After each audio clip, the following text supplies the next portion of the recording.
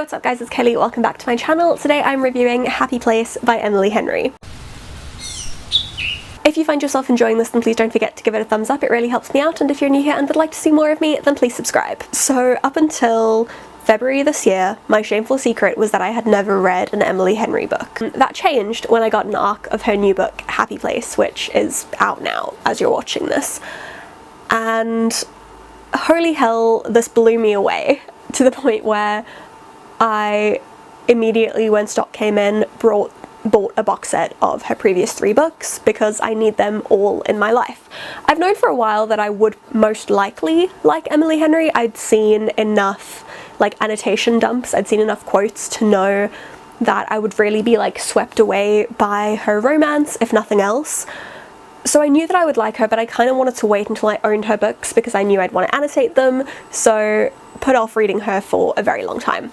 Got Happy Place, and I can't say I devoured it because I had to stop, I had to take a break through reading this because it was actually too painful for me. But got Happy Place, read it, and just she instantly cemented herself as a favourite and an auto-buy author for me, so I'm very excited to go back and read her previous 3 books, even though I know that, one, there are going to be some pretty stark differences in the type of books that they are, and that there's very specific things about this that hit me really hard I don't think are going to be the same things that I get from her other books, but I'm still here for the good time. I'm really excited. I absolutely love her. Despite the fact that this book was 385 pages of pure fucking emotional damage. Here's the thing, I have seen Emily Henry often described as being for the lover girlies, right? And that's all well and good. This is not for the lover, this is for the folklore girlies, this is for the Midnights girlies, this is for the Death by a Thousand Cuts is my favourite song on lover girlies, okay? Like, if Death by a Thousand Cuts had a happy ending, because this does have a happy ending, I feel like that's important to say, because it is a romance, it does have romance, it does have comedy, there are some really great comedic moments. I did giggle out loud a couple of times while reading this, but it is by no stretch of the imagination a rom-com. Just like, let that sink into your noggins, okay? Because this book contains so much pain. So much pain. Okay, disclaimers out the way. Let's just get into the plot, okay? We have Harriet and Wynne. They are the perfect couple. They are part of this big group of friends who every summer go out to one of the friends' beach house in Maine, and they've done this like every year for the past decade. They go out, they soak up the sun, they drink too much wine, they go out dancing, they eat lobster. It's just a really, really good time, right? Like, it's small town, it's beachy, it's like big coastal grandmother vibes. That's the kind of place that we're talking about them going to. And it is a fabulous time, except this year, Harriet and Wynne are hiding a secret, which is that actually they broke off their engagement 6 months ago and they are no longer together, and neither of them have told the rest of their friends this. Harriet doesn't realise that Wynne is going to be on this trip, so she kind of commits herself to that she's going to break the news to her friends that they have broken up, that the golden couple are no longer together, and you know, she's finding a way to like heal and move on from this and process this until she arrives, and Wynne is there. They decide that they will keep up this pretense for the week that they're there so that they don't upset their friends. This is the last summer that they're all going to be together like this at this house because the house is going up for sale. This is kind of one big last hurrah for their friend group, and they know that it will destroy them when they find out that Harriet and Wynne have broken up. So they're like, we'll keep it together for a week, we'll play pretend, and at the end of the week, we'll tell them. There's also another, like, pretty important thing, which is the reason that they've decided to keep it to themselves for the week. So now they're stuck for a week in a house with the people that know them best in the world, having to pretend to still be desperately in love with each other. Now, the whole book is told through Harriet's point of view, and pretty early on we can see that she is still very much in love with Wynne, and from the clues that you get from him, he seems to still have feelings for her as well. So the book has a dual timeline. We flash between what's happening currently on this vacation in Maine and flashbacks that show them meeting, the beginning of their relationship, and ultimately their breaking point. And it is absolutely devastating and gut-wrenching to read about, to see them now, to see them so broken, to see them with so much like lying damaged between them. but still carrying these really intense feelings. And then going back, seeing the origins of their relationship, seeing them fall in love, and seeing them become utterly consumed by each other in such a beautiful way. Like, the beginning points of their relationship are just so beautiful to read. Like, if it was a rom-com told in chronological order and that was you seeing the couple falling in love, you would be so swept away by the romance. But you're reading all of that knowing that there is inevitably going to be this big heartbreaking breakup between the two of them. So all of that is like gut-wrenching enough, right? It is absolutely devastating reading about people falling in love, knowing that they're going to fall apart, and knowing that it's going to be something really bad, because you can see how much in the present timeline, you can see how much the two of them are hurting. So that is devastating enough, okay? But then Miss Emily Henry and I have got some beef, because this is going to be, as I said, this is going to be devastating just to like your average casual reader. This is going to be really sad, right? Because of that whole like love story aspect of it. However, to me personally, she pulled the big guns out. Emily Henry really said, I am going to slice the top of your skull off, I am going to scoop out your brain, and I am going to just like smush it between the pages of my book, because all of the things that Harriet and Wynne both struggle with, Harriet and Wynne both just felt like mirrors to like the ugliest parts of myself and my biggest insecurities and like my deepest personal traumas. So every time there was an emotional moment where one of them opened up about why they struggle with relationships, or why they feel the need to be a people pleaser all the time, or why they're concerned that actually no one actually really likes them and everyone's just gonna leave them eventually, I was just like, oh, that's me. So much of their motivations, so much of Harriet's internal monologue, a lot of why their relationship fell apart, it's me, hi, I'm the problem. Like, not to trauma dump too much, but you see all the blue tabs, which are like, I only tabbed about half of this book because I didn't always have like my tabbing supplies to hand, and there was a point where I was like, I just want to know what happens. Like,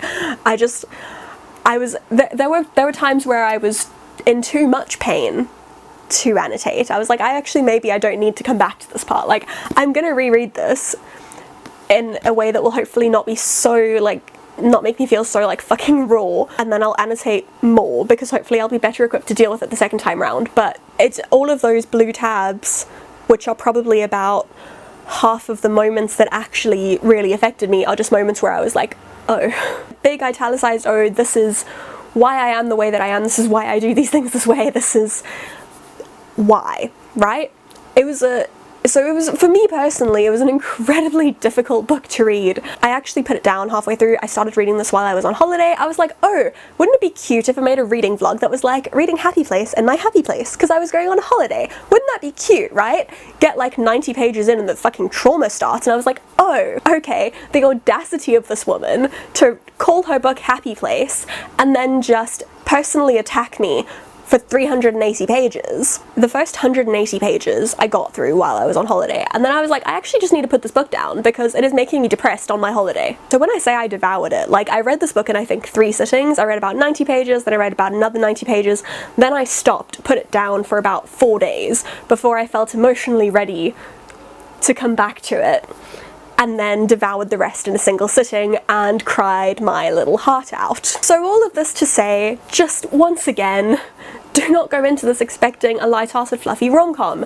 Like, I keep seeing very trope-cognizant reviews of this book, and generally I'm fine with those. Like, I don't have a problem with it. If you sell me a book on tropes, like, I will listen, because I love a good trope, and I love seeing how people reinterpret tropes and play with tropes, and I love seeing how one book with a trope is different to another book with a trope. So, like, I don't mind a trope-heavy book review, and any book obviously is more than the sum of its tropes, most books. But with this book specifically, it is so much more than just being a second chance romance with the only one bed trope, and you know, a group of friends in a small coastal town. Like, making it that is so reductionist and doesn't even begin to scratch the surface of all the things that make this book so good and so special. And I just feel like that's the thing that I really just want to stress in this review is it's not just, it hurts. It's worth it. The suffering is worth it, but it hurts, guys. I'm just like looking through my notes from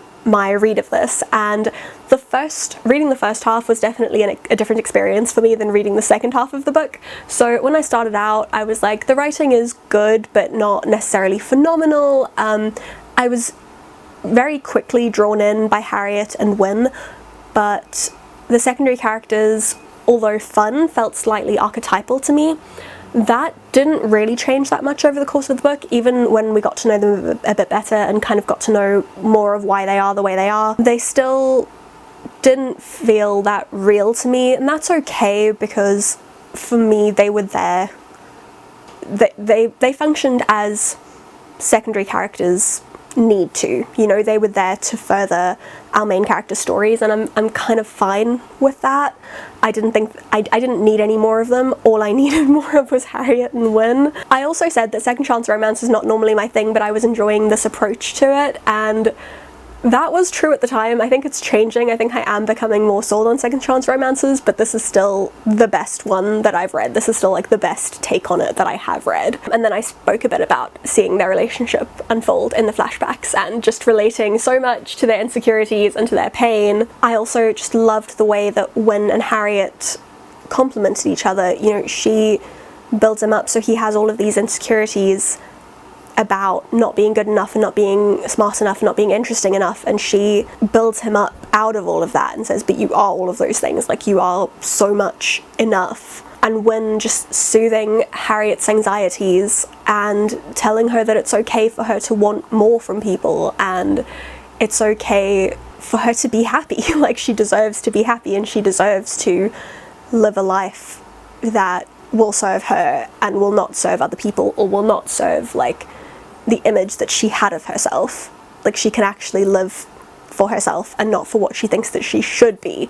And boy oh boy did all of that hit hard. So reading that first half of the book was where I was like, okay, I'm gonna enjoy this book and then I'll move on with my life, right?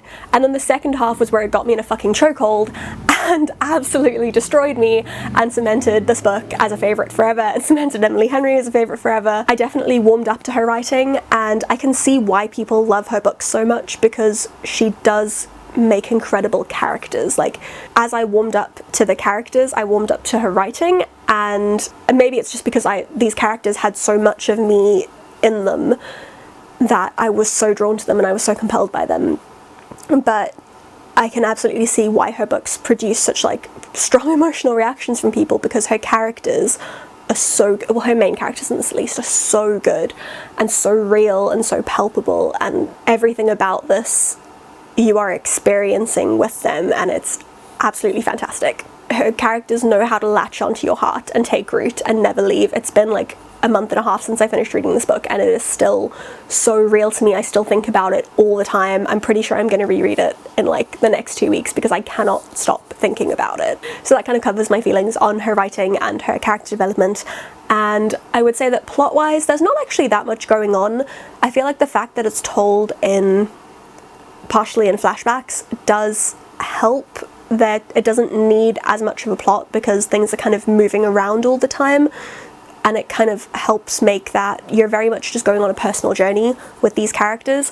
And I think the plot kind of moving around and the timelines jumping around a bit kind of helps with the fact that there isn't that much going on, which is fine for me because I love it. I love a character-driven book. If you give me characters that I really, really love, I will read about them just like making grilled cheese until the end of time. This is why I read so much fan fiction. Like, just give me characters that I love, and I don't need a plot, I just need them. That's not to say that there isn't a plot, it's just the plot comes from them. It comes from their relationship, it comes from their journeys, both personally and together, and it's an absolute masterpiece. So in case you haven't guessed, 5 out of 5 stars to Happy Place by Emily Henry, even though she destroyed me, perhaps because she destroyed me, probably because she destroyed me. If you haven't picked up a copy, would highly recommend that you do so. If you have picked up a copy and you have read it, then please let me know so we can talk about it. I need to just scream about this book. Thank you for watching this. Thank you for letting me trauma dump just a little bit. This is just like the feelings that you've seen in this video are just like a fraction of what I felt reading this book, and I just, oh, I loved it so much. It was everything. This book was everything. Like, I read it in February, I was like, this is going to be one of my top 2 books of the year. This and Love Theoretically, because I already knew, are going to be my top 2 books of the year. I have now read Love Theoretically and I stand by that, those 2 books. Both of them just destroyed me in the most beautiful way, and I'm obsessed. Loved this so much. Can't recommend it highly enough. Go get a copy. If you enjoyed this, then please don't forget to give it a thumbs up and subscribe if you aren't already. In the description you'll find links to all of my other social media. That's my Facebook, Instagram, Twitter, Goodreads, as well as my website and my TikTok. You'll also find links to my Ko-fi account and my Redbubble if you'd like to support me using either of those. But that's it for me today. I shall see you all again very soon. Bye! My life is grounded in